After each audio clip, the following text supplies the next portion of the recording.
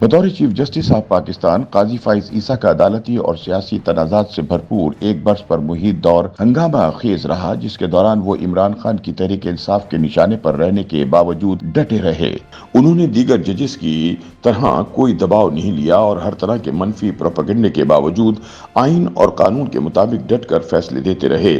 Justice قاضی فائز عیسیٰ کے دور کا جائزہ لیا جائے تو پتہ چلتا ہے کہ انہوں نے مختصر عرصے کے دوران کئی ایسے انتظامی اقدامات کیے اور دلیرانہ فیصلے دیے جن کے اثرات لمبے عرصے تک محسوس کیے جاتے رہیں گے۔ جسٹس قاضی فائز عیسیٰ پہلے چیف جسٹس تھے جنہوں نے اپنے اثاثوں کی مکمل تفصیلات سپریم کورٹ کی ویب سائٹ پر جاری کی۔ انہوں نے 2024 میں عہدہ سنبھالنے کے فوری بعد بظاہر ناممکن نظر آنے والے انتخابات کا انعقاد کروایا۔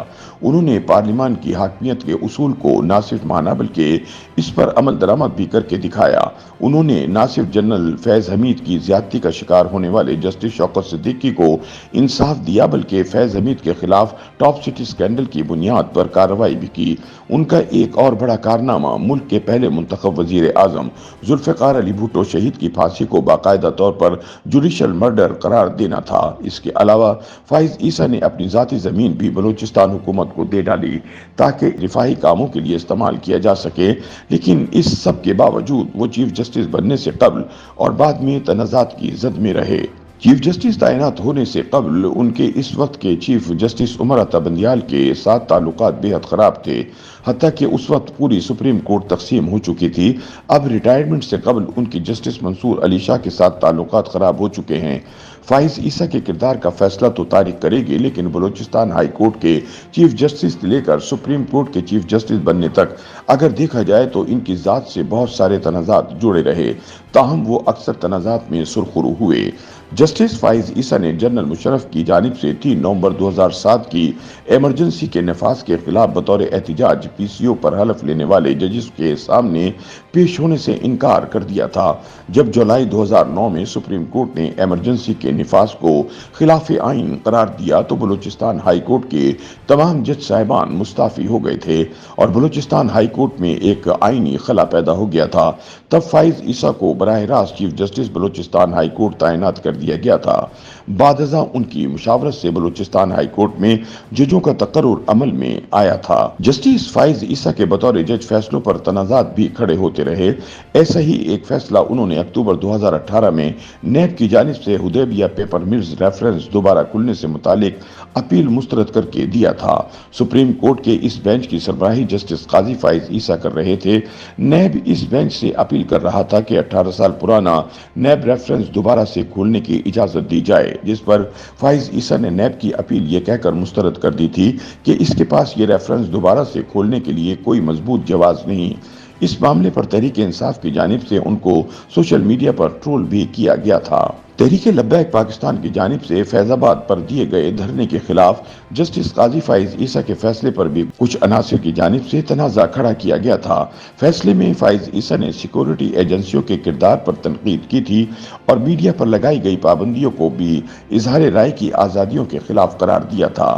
فیض آباد دھرنا کیس کے فیصلے کے 3 ماہ بعد وزیر اعظم عمران خان کے ایما پر صدر عارف الوی کی جانب سے جسٹس فائز عیسیٰ کے خلاف سپریم جوڈیشل کونسل میں ایک صدارتی ریفرنس دائر کیا گیا تھا، جس میں الزام لگایا گیا تھا کہ انہوں نے اپنی اہلیہ کے نام جائیدادیں اپنے ڈکلیئر کردہ اثاثوں میں ظاہر نہیں کی۔ ان کے خلاف یہ صدارتی ریفرنس جون 2020 میں ختم ہو گیا تھا اور ان پر الزامات غلط قرار دے دیے گئے تھے۔ اس کے بعد سال 2022 میں تب کے وزیر اعظم عمران خان نے اعتراف کیا تھا کہ جسٹس فائز عیسیٰ کے خلاف ریفرنس بھیجنا ان کی غلطی تھی۔ جسٹس فائز عیسیٰ بطور چیف جسٹس تعیناتی سے پہلے تقریباً 4 ماہ سماعت کرنے والے بینچوں کا حصہ نہیں بنے۔ 13 اپریل 2023 سے انہوں نے خود کو چیمبر ورک تک محدود کر لیا تھا، کیونکہ supreme court practice and procedure act per supreme court کے حکم امتناع کے بعد انہوں نے تحریری طور پر یہ فیصلہ کیا تھا کہ چیف جسٹس عمر عطا بندیال اس مقدمے کا فیصلہ لیں۔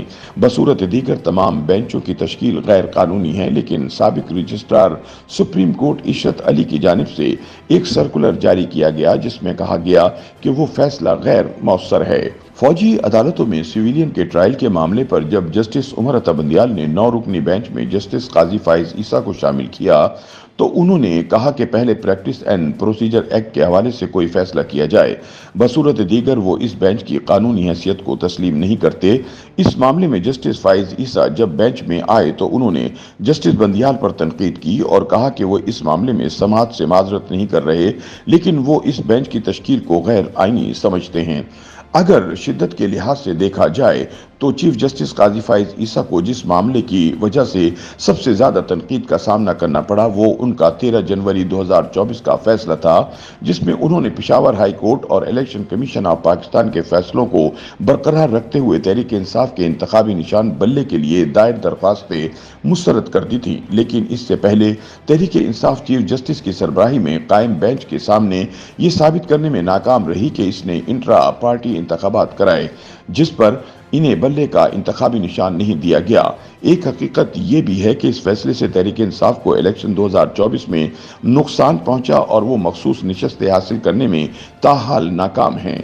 तहरीक इंसाफ के सपोर्टर्स ने इस मामले पर काजी फाइज ईसा को शदीद ट्रोलिंग का निशाना बनाया था। इंतखाबी निशान वाले मामले का ही एक अहम हिस्सा मखसूस निशस्तों का मुकदमा था, जिसमें चीफ जस्टिस और 4 दीगर जज साहिबान के फैसले के बरखिलाफ 8 जज साहिबान ने तहरीक इंसाफ के हक में फैसला दिया, लेकिन इस फैसले पर ताहाल अमल दरामद ना हो पाया और 22 अक्टूबर को चीफ जस्टिस ने अपना अक़लियती तफसीली फैसला भी जारी कर दिया, जिसमें उन्होंने अक्सरियती 8 जजेस के फैसले को आइन के मुनाफिक करार दिया। फरवरी 2024 में इंतखाबात के बाद कमिश्नर रावलपिंडी लियाकत अली चट्टा ने इल्जाम आयद किया था कि इन्हें धांधली के अहकाम जारी किए गए थे। धांधली में चीफ जस्टिस और चीफ इलेक्शन कमिश्नर मुलविस हैं। चीफ जस्टिस ने इन इल्जामात की तरदीद की और बाद में कमिश्नर रावलपिंडी ने भी अपने इल्जामात वापस ले लिए।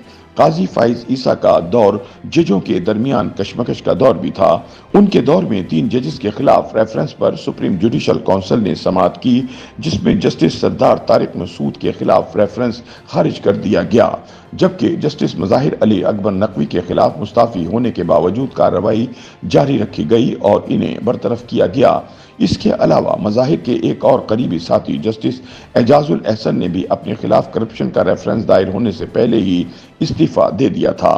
साबिक chief justice Islamabad high court justice Shaukat अजीज का मामला भी काबिल जिक्र है। जस्टिस काजी फाइज ईसा की सरबराही में सुप्रीम कोर्ट के बेंच ने जस्टिस शौकत अजीज सिद्दीकी की बरतरफी को खत्म किया और इन्हें बतौर रिटायर्ड हाई कोर्ट जज बहाल किया। 17 सितंबर 2023 को चीफ जस्टिस का मनसब संभालने के बाद जस्टिस फाइज ईसा ने आम नौयत के कई फैसले किए, जिनमें ज्यादा का ताल्लुक खवातीन के हक के विरासत से था। कई ऐसे मुकदमात में उन्होंने बेवा और यतीम खवातीन को जायदाद में हिस्सा न देने और मुकदमेबाजी को तूल देने पर उनके रिश्तेदारों को जुर्माने किए, लेकिन ये फैसले इस नौयत के नहीं होते कि मशहूर हो सकें। याद रहे कि पाकिस्तान में मशहूर होने वाले ज्यादातर फैसले सियासी जमातों से मुताल्लिक होते हैं। YouTube पर गूगली न्यूज देखने के लिए youtube.com की सर्च बार में गूगली न्यूज टीवी टाइप करें। गूगली न्यूज के पेज पर सुर्ख रंग के सब्सक्रिप्शन वाले बटन पर क्लिक करना ना भूलिए। YouTube पेज पर अपलोड होने वाली वीडियोस से बाखबर रहने के लिए बेल आइकन पर क्लिक कीजिए। आपको हर नई वीडियो के बारे में नोटिफिकेशन मौसूल हो जाएगा।